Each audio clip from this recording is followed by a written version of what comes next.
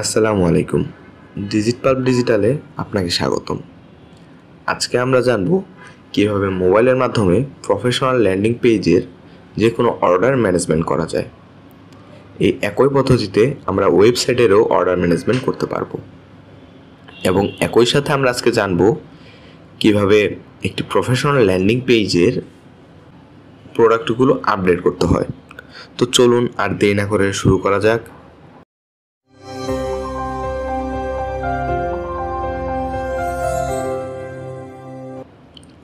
আমরা শুরুতেই চলে যাব আমাদের ল্যান্ডিং পেজ বা ওয়েবসাইটের অ্যাডমিন প্যানেলে।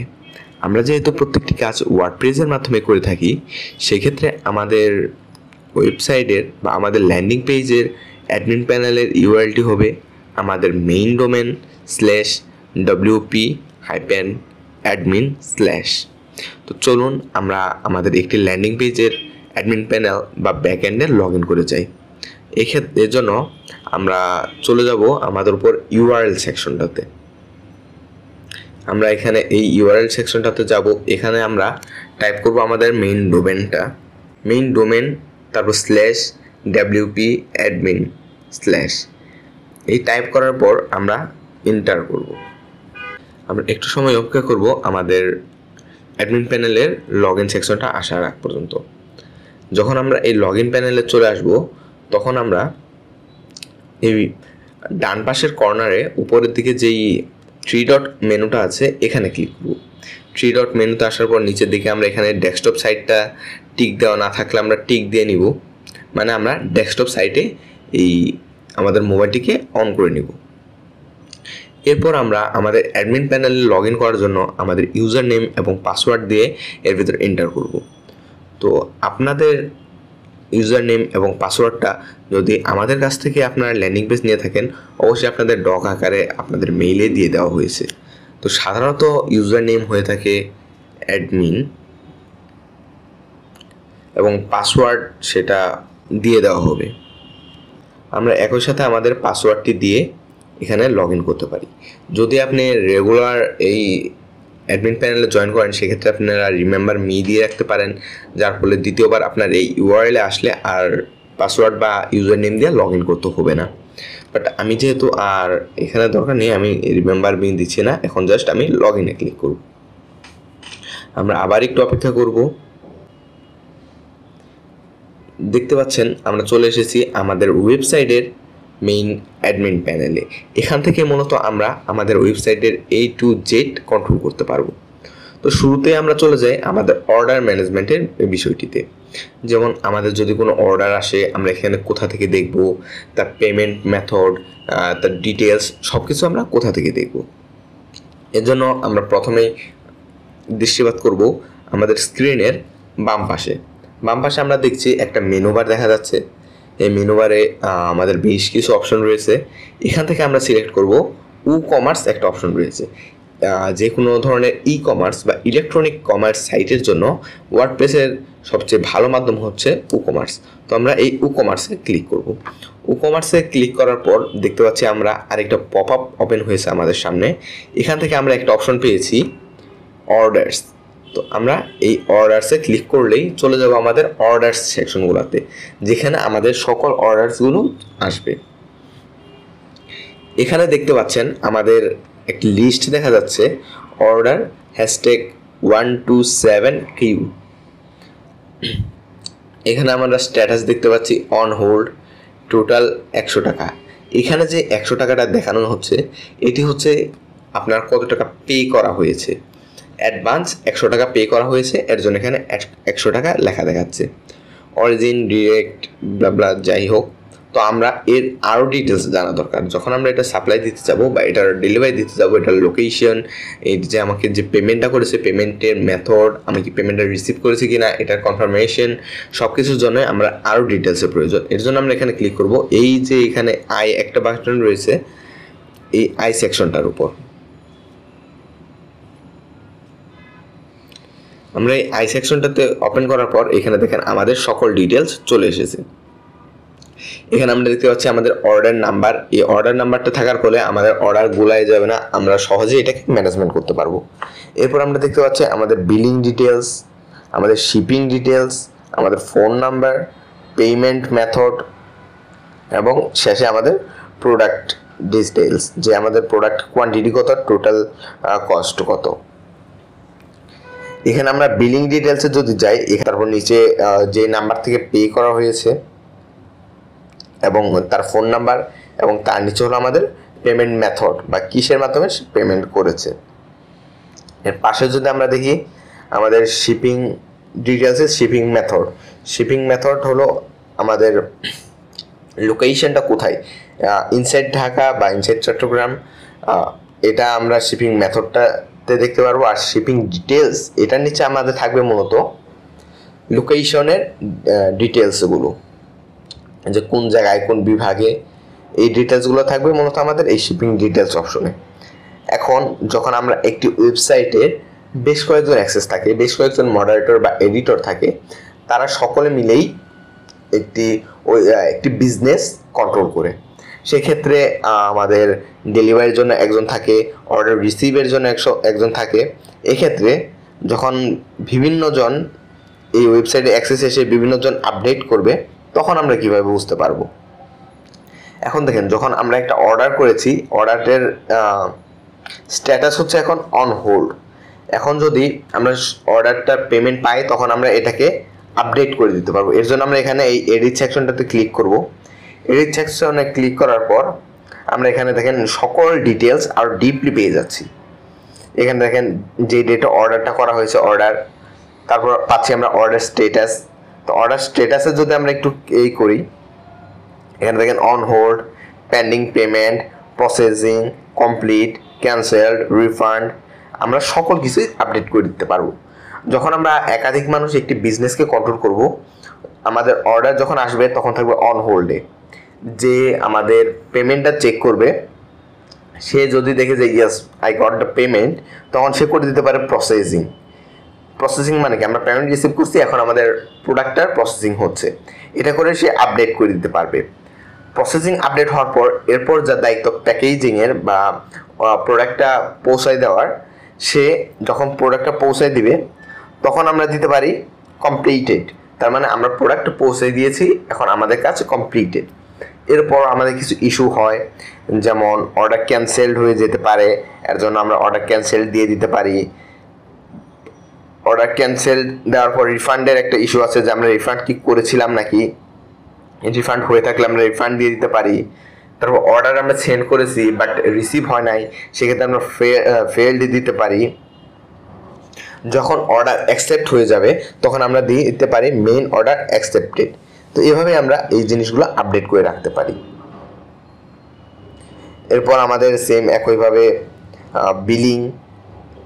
বিলিংয়ে এখানে হলো আমাদের নাম, এরপর বিকাশ নাম্বার, যেই নাম্বারে আমাদের মূলত পেমেন্টটা এসেছে, এর নিচে আছে ট্রানজ্যাকশন আইডি, যে ট্রানজ্যাকশন আইডি মূলত আমরা পেমেন্টের পরে এক একজন ইউনিক একটা আইডি পেয়ে থাকি। এরপর আমরা নিচের দিকে আসলে পাবো আমাদের প্রোডাক্টের নাম, প্রোডাক্টের কস্ট, প্রোডাক্ট কোয়ান্টিটি এবং টোটাল। এর সাথে আমাদের প্রোডাক্ট টোটালের সাথে আমরা পাচ্ছি আমাদের ডেলিভারি চার্জ সহ ইনক্লুডেড টোটাল অ্যামাউন্টটা এখানে আমরা পেয়ে যাচ্ছি। তো আমাদের সব কিছু হওয়ার পর আমরা এখানে একটু নিচের দিকে যদি আমাদের কোনো কিছু আপডেট করা লাগে, এগুলো আমরা আপডেট করে দিতে পারবো। এবং সব শেষ, আমাদের যখন এখানের কাজ শেষ হয়ে যাবে, আমরা এখানে হাতের ডান দিকে আপডেট অপশন পাবো, এখান থেকে আমরা আপডেট করে দিতে পারবো। এখন মনে করি আমার অর্ডার, আমি পেমেন্ট পেয়েছি, এর জন্য এখন আমি প্রসেসিংয়ে রাখছি। এখন আমি কি করব, আপডেট করে দিচ্ছি।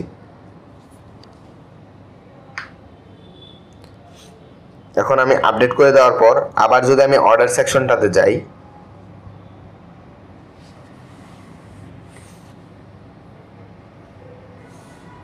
এখন আমি দেখতে পারবো এখানে আমাদের প্রসেসিং স্ট্যাটাস চলে এসেছে, মানে আমাদের পেমেন্ট রিসিভ হয়েছে, এখন আমাদের কাজ প্রসেসিং। তো এইভাবেই আমরা মূলত আমাদের ওয়েবসাইটের সকল অর্ডার কন্ট্রোল করতে পারবো। এখন চলুন আমরা চলে যাই কিভাবে আমাদের প্রোডাক্টগুলো আপডেট করতে পারবো। যদি আমরা কোনো বিজনেস করি, আমরা তো সবসময় একটা প্রোডাক্টে সীমাবদ্ধ থাকবো না। একটা প্রোডাক্ট যখন এটা চলবে, আমরা এটা নিয়ে বিজনেস করব, এবং পরবর্তীতে হয়তো আমরা এর চেয়ে ভালো প্রোডাক্ট এনে ওই প্রোডাক্টের বিজনেস করতে পারি, সেক্ষেত্রে অবশ্যই আমাদের ল্যান্ডিং পেজের প্রোডাক্টগুলো আপডেট করতে হবে। তো এখন আমরা চলে যাই কীভাবে আমরা প্রোডাক্টগুলো আপডেট করব। প্রোডাক্ট আপডেট করার জন্য আমরা শুরুতেই চলে যাব আমাদের হাতের বাম পাশে, মোবাইল স্ক্রিনের বাম পাশে প্রোডাক্টস সেকশনে। এই প্রোডাক্ট সেকশনে যখন আমরা ক্লিক করব, এখানে আমরা বেশ কিছু অপশন পাবো, all products, add new categories, tags, attributes, reviews. আমরা এখান থেকে মূলত অ্যাড নিউতে ক্লিক করব। অ্যাড নিউতে ক্লিক করার পর আমরা উপরে অপশন পেয়ে যাব প্রোডাক্ট নেম, প্রোডাক্ট ডিটেইলস, তারপর এখানে প্রাইস। এখানে প্রাইসের ভিতরে আমরা দেখতে পাচ্ছি রেগুলার প্রাইস, সেল প্রাইস। আপনি রেগুলার প্রাইস যদি 1000 হয়, আপনি যদি ডিসকাউন্টে 600 বা 800 টাকায় বিক্রি করতে চাচ্ছেন, সেক্ষেত্রে আপনি এখানে 1000 টাকা রেগুলার প্রাইস দিয়ে, সেক্ষেত্রে আপনারা এখানে 100 টাকা রেগুলার, 1000 টাকা রেগুলার প্রাইস, এখানে সেল প্রাইস আপডেট করে দিতে পারবেন। এখন আমরা আসি আমাদের প্রোডাক্টের ইমেজের ক্ষেত্রে। প্রোডাক্টের ইমেজ কই থেকে আমরা আপডেট করব। এক্ষেত্রে প্রোডাক্ট ইমেজের একটা সেকশন দেখতে পাচ্ছি আমরা। এখানে আমরা সিলেক্ট করার পর সেট প্রোডাক্ট ইমেজ সেট করার পর আমরা এই উইন্ডোটাতে চলে আসব। এখানে যদি আমাদের প্রোডাক্টের ইমেজগুলো আগে থেকে আপডেট করা না থাকে, তখন আমরা বাম পাশে আবার দেখতে পারবো আপডেট ফাইল একটা অপশন রয়েছে। এই আপডেট ফাইলে এখান থেকে আমরা চলে যাব এই সিলেক্ট ফাইলসে। সিলেক্ট ফাইলসে যাওয়ার পর আমরা ক্যামেরা থেকে ছবি নিতে চাচ্ছি, কি মিডিয়া পিকার থেকে নিতে চাচ্ছি, নাকি কুইক শেয়ার। তো আমি সাজেস্ট করবো আপনাদের মিডিয়া পিকার থেকে। মিডিয়া পিকার থেকে যাওয়ার পর আপনার মোবাইলের ভিতরে আপনি চলে যাবেন, সেখান থেকে আপনার প্রোডাক্টটা চুজ করে নিতে পারবেন। তো আমি আপাতত কোনো প্রোডাক্ট চুজ করছি না। তো এইভাবে মূলত আপনারা প্রোডাক্ট আপডেট করে নিতে পারবেন। প্রোডাক্ট আপডেটের পরে আমাদের এখন ডিটেলসগুলো আপডেট করা দরকার। তো ডিটেলস আপডেট করার জন্য আমরা কোথায় চলে যাব? আমরা আবার বাম পাশে কার্ট ফ্লো নামে একটা অপশন রয়েছে, এই কার্ট ফ্লোতে চলে যাব। আমরা চলে যাব এখানে এই কার্ট ফ্লোতে। কার্ট ফ্লোতে যাওয়ার পর আমাদের আরেকটি পপ আপ আসবে। এই পপ আপ থেকে আমরা যাব ফানেলস সেকশনটাতে। ফানেলসে যাওয়ার পর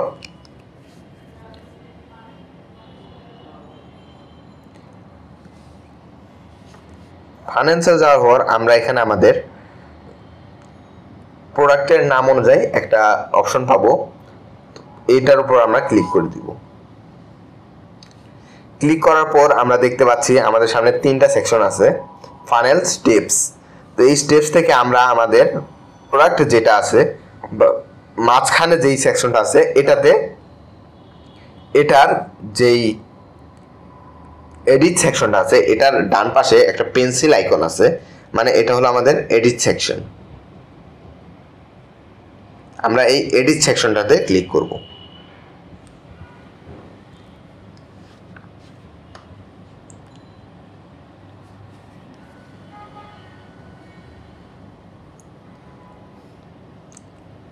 এই এডিট সেকশনে ক্লিক করার পর আমাদের মোবাইলে এলিমেন্টর বা ওয়ার্ডপ্রেস থিম এডিটর ওপেন হয়ে যাবে।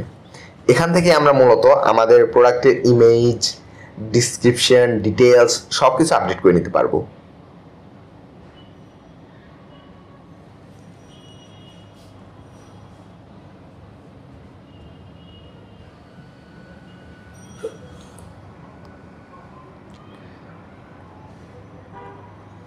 এখানে আমরা পেয়ে গেছি আমাদের সকল কিছু।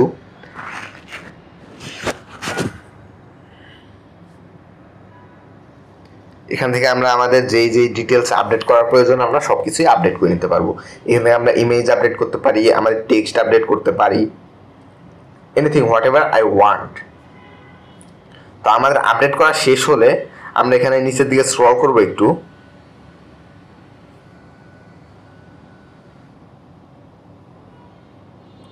নিচের দিকে স্ক্রল করার পর আমরা একেবারে নিচের দিকে একটা অপশন পাবো আপডেট নামে। আমরা এখানে অপশন পেয়েছি আপডেট নামে। আমরা এই আপডেটে ক্লিক করে দিব। এই আপডেটে ক্লিক করার পরেই আমাদের এই জিনিসটা আপডেট হয়ে যাবে। এরপর আমরা চলে যাব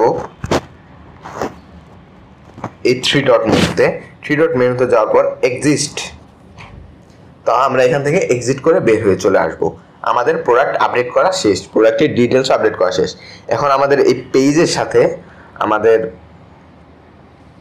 প্রোডাক্টটা কানেক্ট করা। তো আমরা প্রোডাক্ট কানেক্ট করার জন্য আবার আমাদের ফাইন্যান্স সেকশনটাতে চলে যাব।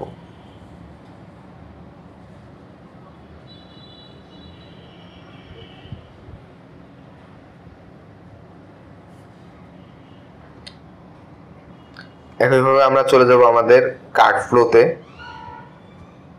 কার্ড ফ্লো থেকে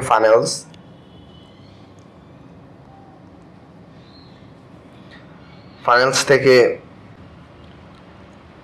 আবার আমাদের প্রোডাক্টের উপর ক্লিক করে আমাদের যে প্রোডাক্টটা রয়েছে, যেটা আমরা এডিট করেছি, এটার ডান পাশে আমরা পাবো একটি গিয়ার আইকন বা একটি সেটিং আইকন। এই গিয়ার আইকনে ক্লিক